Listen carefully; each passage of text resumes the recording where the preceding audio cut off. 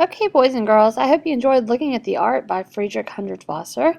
Today we're going to start making a wax resist painting that's in the style of his lollipop trees, like what you see here. First, you're going to use oil pastels to draw out flowers. You'll see the oil pastels can be really little. They may have paper on them or not. Doesn't matter what they have on them, you're just going to use them. The good thing about oil pastels is they make lots of bright colors for drawing, and they just look really nice on this paper. You're going to draw at least 7 lollipop trees. You can draw more than that if you'd like to. But you need to have at least 7 of them. You're going to start by drawing your circles and drawing rings around them so that each tree or flower, whatever you want to call them, has lots of rings around it. You can even use white to draw with. It's surprising that you can use white, but you'll see what it turns out in the end. It looks really cool when you go to paint over this next class. Once you have your trees drawn, then you're going to draw stems on them, or if you want to call them flowers, you can draw stems on your flowers. You can use whatever colors you want to use for these. That is totally up to you. I just chose to use all the colors just because I like lots of color. So you're going to draw a stem for each tree or flower coming down to the bottom of the page. You can see it's starting to look a lot like a little garden here.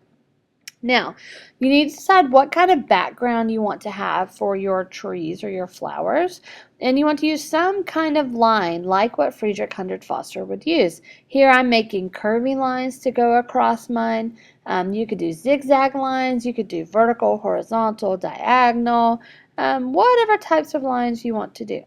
As you're drawing lines, you want to be sure that every time you get to a lollipop tree or flower, you stop your line, pick up your oil pastel, and go to the next space, just like what you see there. You don't want to draw over top of your flowers and your stems or your trees and your trunks because you're trying to make sure this background looks like it is behind what you have drawn here. So you'll keep going. You can use one color like I'm doing here. I'm just using blue.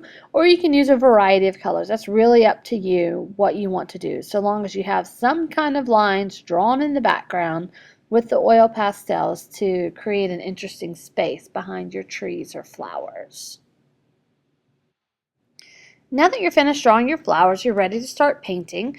We're going to use watercolor paints. You can see you have 6 colors to choose from. I've given you all the primary and secondary colors. You're going to have a can of water, a soft bristle paintbrush, and you'll have a paper towel for doing this watercolor paint. Now, the fun thing about these watercolor paints is that they take water to paint them, so you'll need to dip your brush in the water, dip it on the paint, and then paint over. And then you'll see as you're painting, this is where the magic starts to happen. This is where the wax resist of the project comes into play.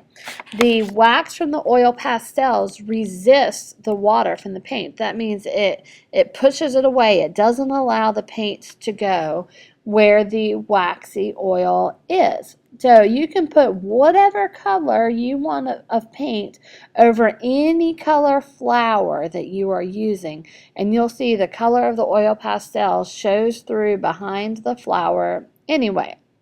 If you want to mix colors, you can do that as well, as long as you are only doing them on your paper and not mixing them in the palette. So if I wanted to do red violet, I could paint red and purple together on a piece of paper. If I wanted to do blue green, I could paint blue and green together. So you're just going to keep painting and painting till all of your flowers are filled with color.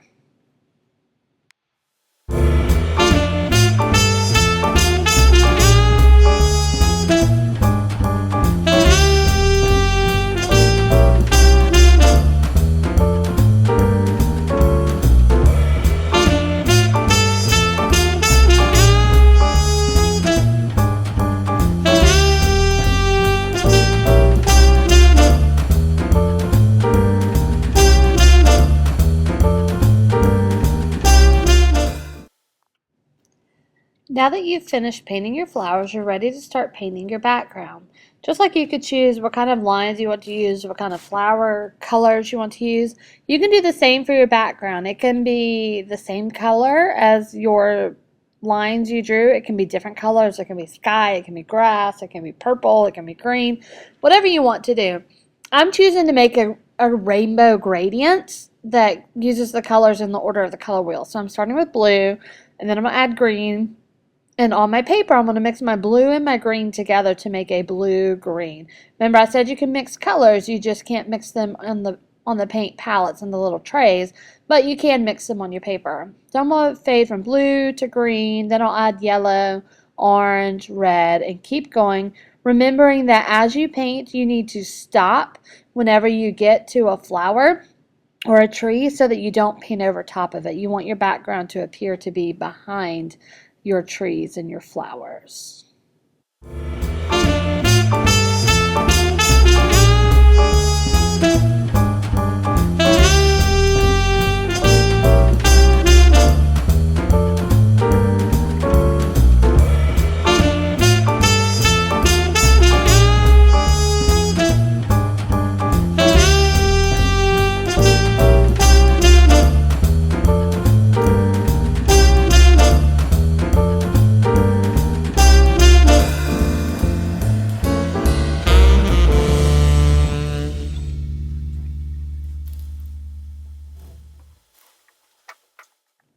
Once you're finished painting your background, you'll have something that looks like this.